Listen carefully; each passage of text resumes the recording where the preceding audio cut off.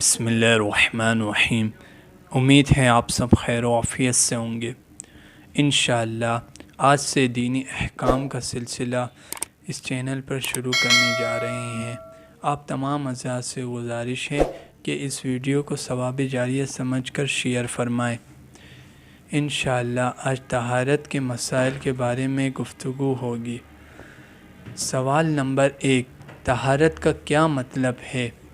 جواب: طہارت کا مطلب یہ ہے کہ نمازی کا بدن، اس کے کپڑے اور وہ جگہ جس پر نماز پڑھنی ہے نجاست سے پاک صاف ہو۔ سوال نمبر 2، طہارت کی کتنی قسمیں ہیں؟ جواب: طہارت کی 2 قسمیں ہیں۔ پہلا طہارت صغریٰ، دوسرا طہارت کبریٰ۔ طہارت صغریٰ سے مراد وضو اور طہارت کبریٰ سے مراد غسل ہے۔